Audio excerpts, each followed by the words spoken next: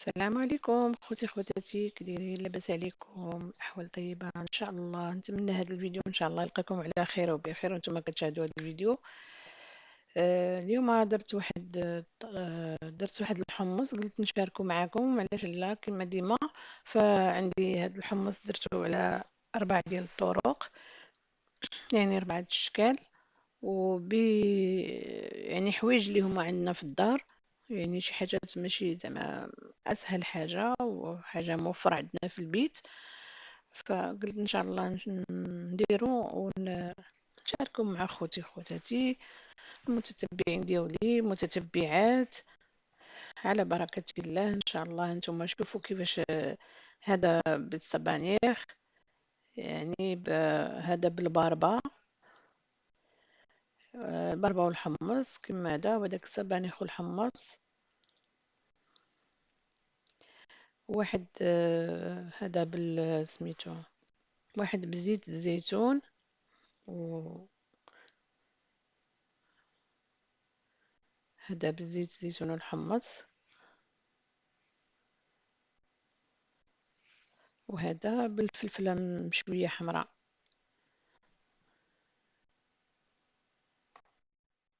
المهم انا شويت الفلفلة هذه فوق هذا فوق البوطة، وغادي نشويها ومن بعد غادي نديرها بلاستيكه حتى دير، ان شاء الله نحيد لها القشور بلا ما نغسلوها. هذه عندي سبانخ، انا درتها في شويه ديال الماء، سلقتها غير واحد شويه ماشي بزاف. على بركه الله نبداو الوصفه ان شاء الله. عندي لي زيبينار والباربه مسلوقه طبعا، وهذا عندي فلفله اللي شويت اللي وريتكم شويتها. عندي واحد 2 حامضات، ملحه،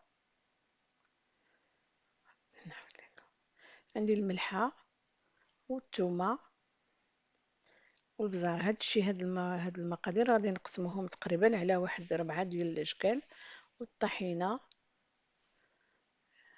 وعندي هاد لاصوص، هذا الزيت ديال الجنجلان، يعني الروح ديال الجنجلان. هذا راه كيديروه المطاعم كما قلت لكم في الاكل، وهذا كيجي بنين، تيعطي واحد البنه زوينه. والزيت والحمص. المهم غادي نعصر هذا الحامض ديالنا، غادي نعصرو ولا كان عندكم من موجود. المهم هو هذا الحمص كيبغي الحامض، وهذا تيبغي الحامض بزاف. المهم يجي محمد باش كيعطي واحد النكهه زوينه في المذاق. المهم انا قلت غنشارك معكم هاد 4 ديال الاشكال ديال الحمص. وهذا الحمص راه كنشاركو نديروه، نرافقوه مع الشوا، مع الحوت، مع اي حاجه، مع الدجاج.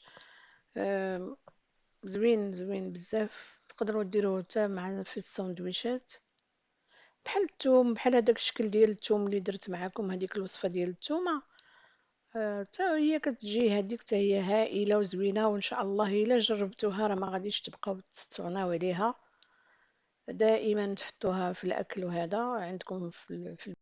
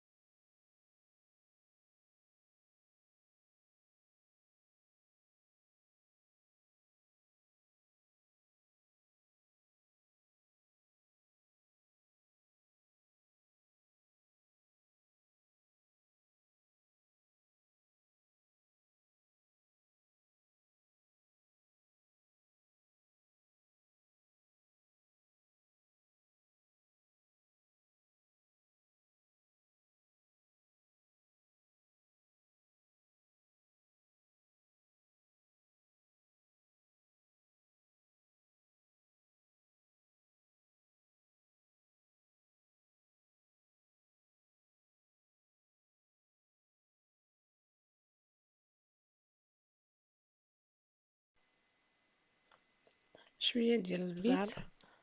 شويه البزار غير شويه، ما نكتروش. غادي بعد ندير ما لكم عصرت هاد حنا الحامض نديرو داك ديالنا. الزيت ديال حتى هو ديال الروح ديال الجنجلان. ونقول لكم الحمص احسن غادي يكون نديرو واحد المعلب، شويه حيت يكون مجهد الحمص مع ديال اللي في العلب.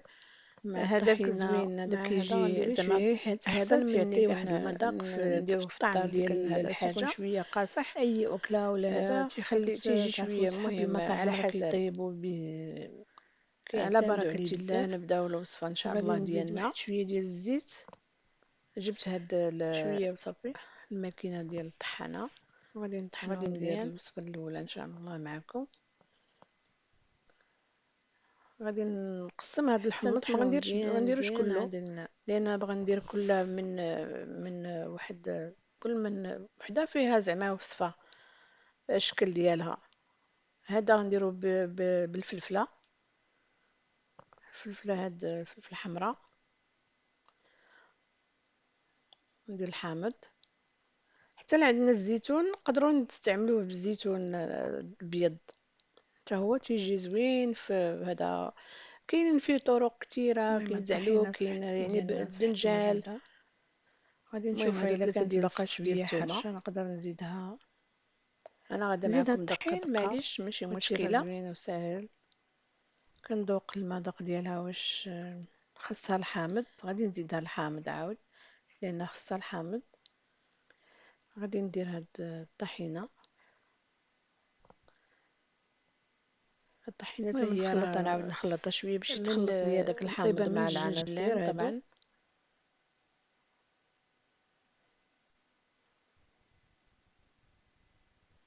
شويه ديال البزار.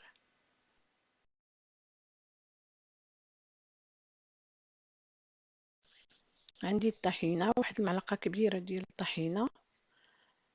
وعندي واحد الصفوف ديال الثومه، غندير غير جوج، ما نكثرش الثومه ما نكثرش هاد الثومه. عندي هنا شويه الملحه.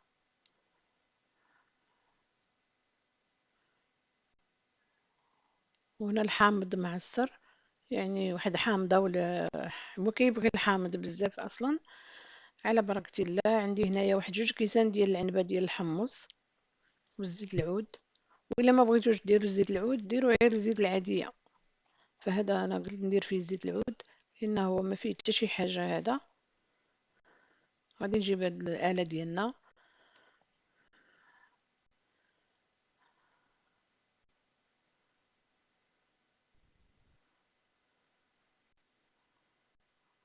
المهم غندير هاد العناصر كلها، غندير الحمص.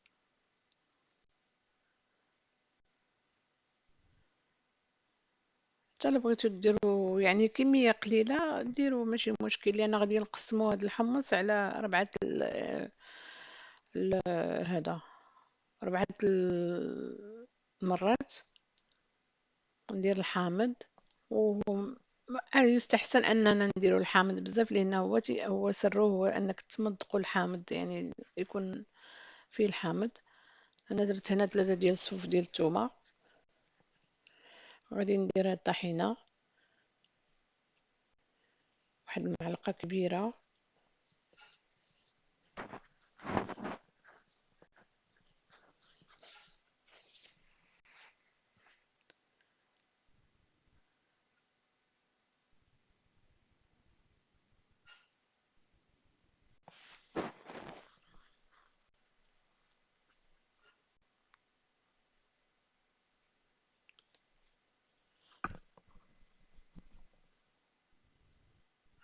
غادي نزيد طحينه، غندير واحد المعلقه اخرى. غنوريكم الطحينه هي.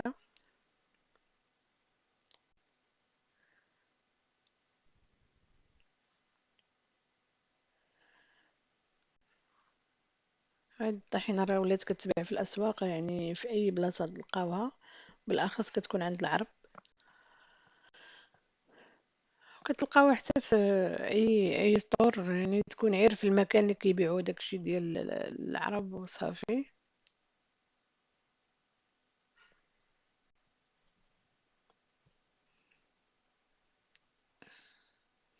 غادي ندير هنايا واحد شوية زيت العود.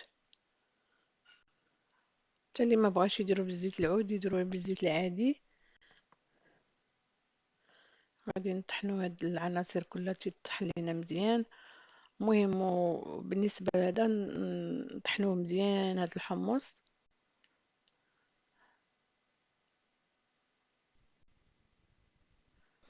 الا كان خصنا الحامض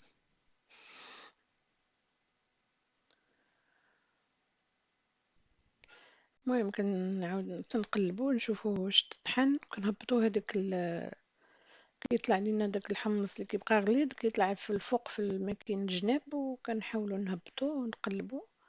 وإلا خاص كان ناشف غادي نزيدوه الحامض ولا نزيدوه زيت العود اولا الزيت العادي باش يجي خصو يجي شويه مطلوق، ما يجيش قاصح بزاف ماشي مرخوف.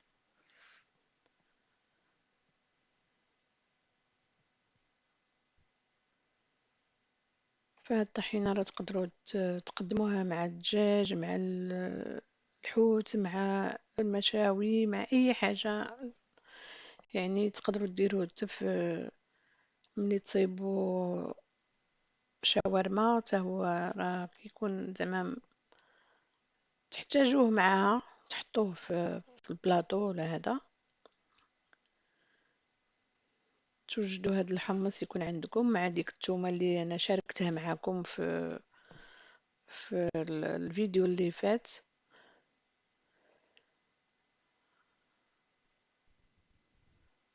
المهم هنايا عاود درت الحمص درت الحامض الثومه هذا ديال السبانخ لي زيبينار. المهم درت واحد جوج ديال الريوس ديال الثومه. انا درت هادو غير مقادير غير صغيره مثلا باش نصايب الفيديو. المهم راه كتخرج فيه كميه كبيره ما شاء الله. غادي نديرو هذا واحد الزيت ديال الروح ديال الجنجلان زيت الجنجلان غير شويه. هذا راه كيديروه حتى صحاب المطاعم تيديروه في الاكل ملي كنقولوا الاكل بنين. فهذا كيستعملوه بزاف بزاف هذا زيت الجنجلان الروح ديال هذا ديال الزيت الروح ديال الجنجلان سمحوا لي. انا غير شويه واحد شويه درت اللي ما كاينش هذا ما يستغنى عليه ماشي مشكل. غادي نطحن هاد الحمص وهاد السبانخ. المهم هاد التوابل كلها دائما نزيدو شويه الملحه شويه البزار. ولا مادام ما يكون البزار الابيض احسن لان داك البزار الابيض عنده واحد النكهه وعنده ما تيبانش حتى في الخليط. وهذاك الروح ديال زيت الجنجلان الا ما كاينش ماشي مشكل ماشي انا كنديرو غير انا مهم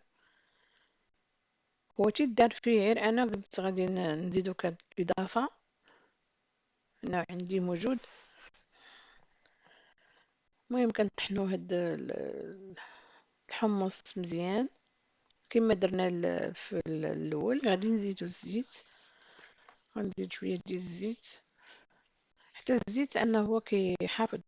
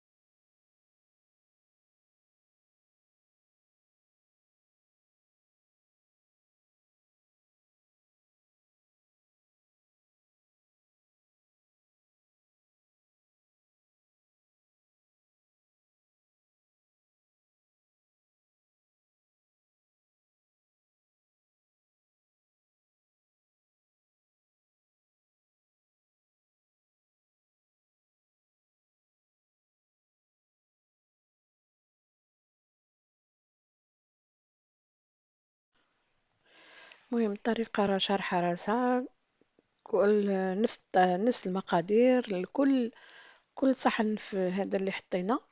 كل صحن بالنسبة للحمص راه غير باربة، وهذا يعني الطريقة في المقادير راها قلت لكم شارحة راسها.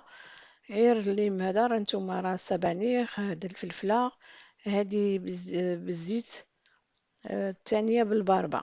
يعني فهذا ما بغيتش نكثر عليكم الهضرة، أنا شفتوني البربرة ما هدرتش لأن راه غادي نبقى نهضر. كما قلت لكم الوصفة راه شارحة مشروحة يعني بوحدها. الطريقة راه نفس أي حاجة بغيتي ديروها في الحمص ولا في هذا بالزيتون، قلت لكم بالدنجال، بأي حاجة. غير كتسلقوه، وبحال الدنجال حتى هو تشويه كيما شوية الفلفلة، تحيدوا ليه اللب ديالو صافي طحنوه مع الحمص. هذه هي الطريقة. وكنقول بالنسبة دائما شكرا للناس اللي كيشكروني وكيدعموني في الكومنتار، ديما ديما ديما شكرا لهم. و...